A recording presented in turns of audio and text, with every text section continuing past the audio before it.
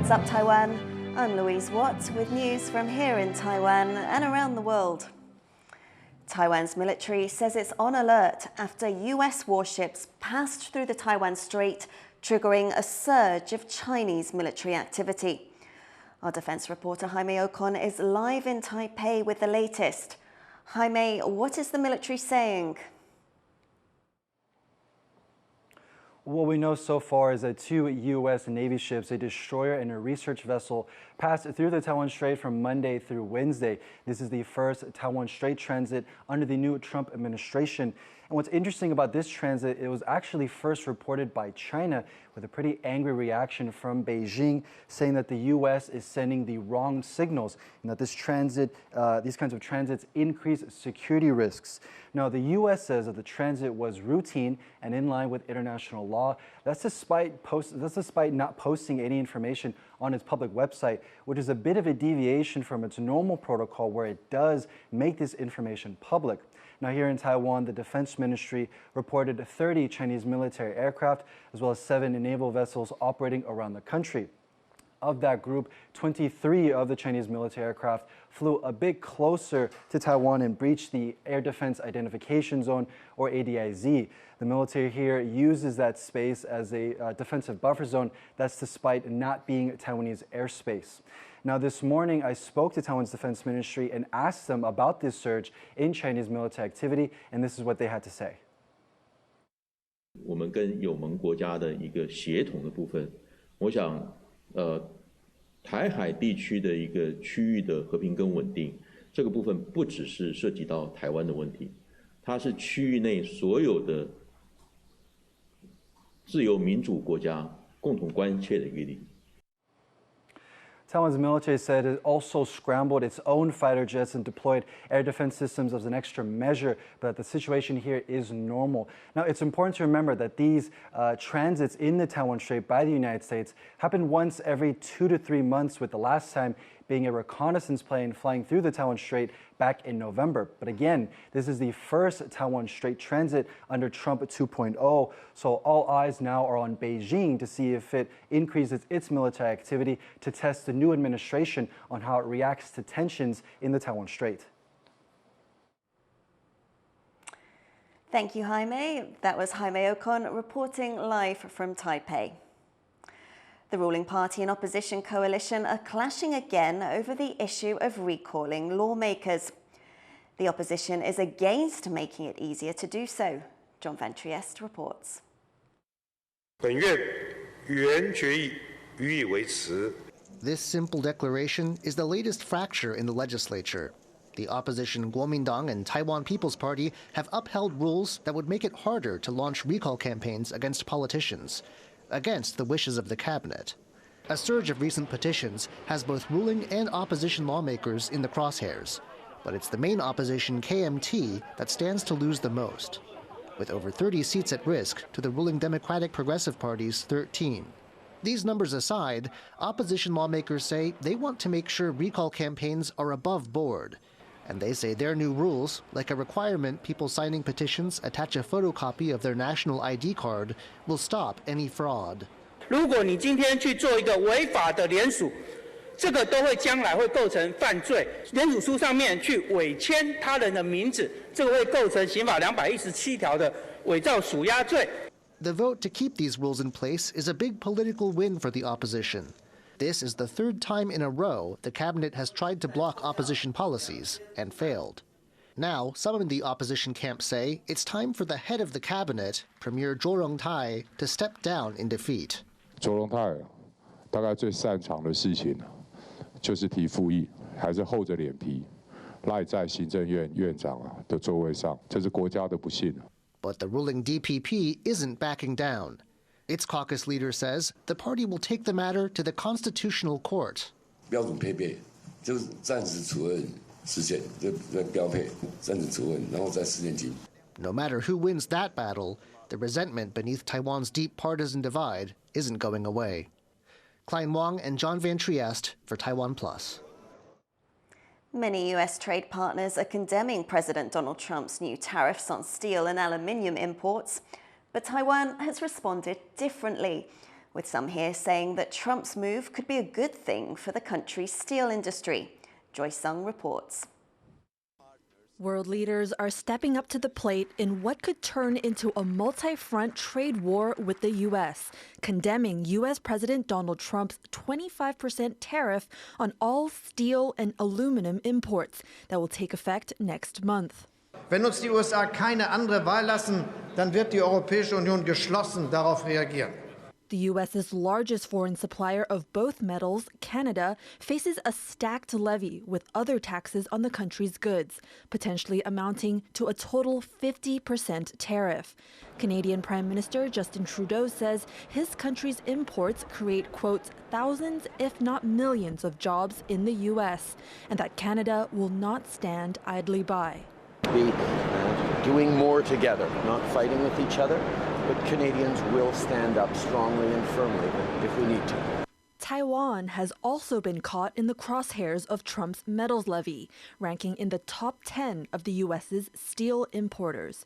But Taiwan has reacted differently to the tariff. The U.S. has imposed a 25% levy on Taiwan-made steel since 2018. According to Taiwan's Trade Association for Steel and Iron, Trump's latest levy on all steel imports actually puts Taiwan on equal footing with other countries, describing it as a positive thing. The Economy Ministry has also said that due to recent competition with low-priced Chinese-made steel, Taiwan has turned to high-value specialized products, and so Trump's tariff does not change its competition with other countries. In Taiwan, more focus has been on Trump's pledge to impose higher tariffs on its semiconductors, the most advanced in the world. At a Paris AI summit, U.S. Vice President J.D. Vance reiterated Trump's vision to bring high-end chips manufacturing to American soil. And to safeguard America's advantage, the Trump administration will ensure that the most powerful AI systems are built in the U.S. with American-designed and manufactured chips. Economists in both the U.S. and Taiwan have warned that taxing Taiwan-made chips, particularly TSMC's unmatched advanced nodes, would backfire on the U.S. From Taiwan's point of view is that even if they levy chips on Taiwan, of course it's going to hurt, but it's not hurt that much. It's that you think about the TSMC, they're making the best chips. And so their bargaining power is unaffected by this. You know, Trump is playing the game with countries to say, I can do this, I can do that, be careful. So that intimidation, I think it does work. So countries like Taiwan, we would certainly talk and then try to, hope that the U.S. won't do that much. Despite making the lion's share of the world's most advanced chips, Taiwan will still look to stay on Trump's good side, as the country relies on U.S.-made weapons to defend against China's threat to annex it, all high-stake elements in Taiwan's critical relationship with the U.S. Howard Zhang and Joyce Sen for TaiwanPlus. Taiwan chip-making giant TSMC is holding its first board meeting in the U.S.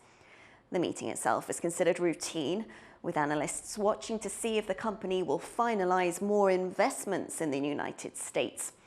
Taiwan's Deputy Economy Minister Cynthia Jiang is also in the country to speak with officials after President Donald Trump threatened to impose tariffs on TSMC and other Taiwanese chip fabs.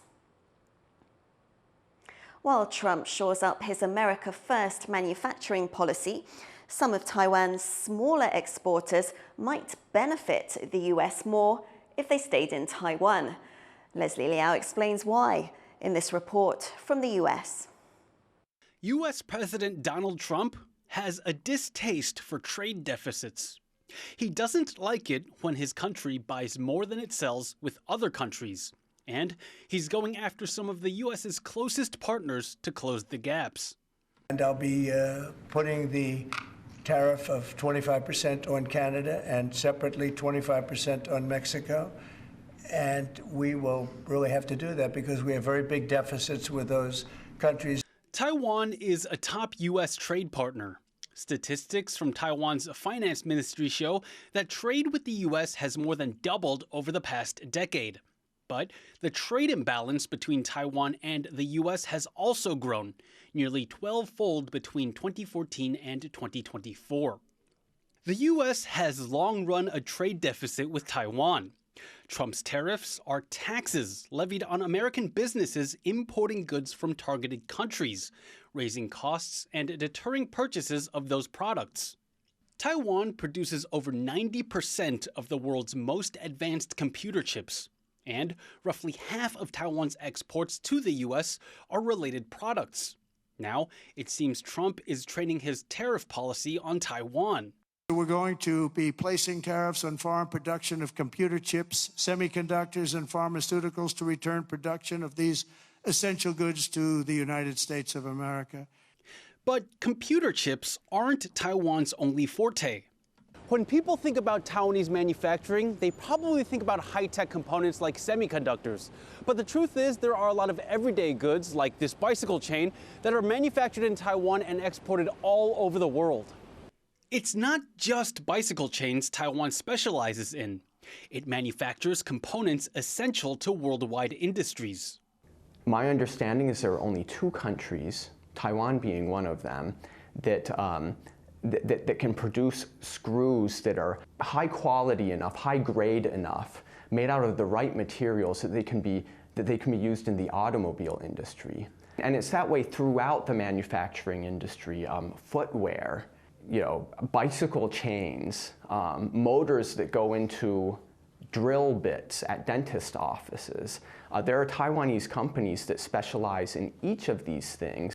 Trump says his tariffs aim to do one thing: bring manufacturing to America. My message to every business in the world is very simple. Come make your product in America, and we will give you among the lowest taxes of any nation on earth. But if you don't make your product in America, which is your prerogative, then very simply you will have to pay a tariff. Bigger companies may have an easier time setting up shop in the U.S. Taiwan's semiconductor juggernaut TSMC is building a plant in Arizona. But small Taiwanese businesses that focus on precise components may not be so flexible. No one in the world can make that one component like they do. And you can't get them to just pick up and move to the United States. I mean, you can try, but it's very difficult for a small and medium-sized enterprise to do that.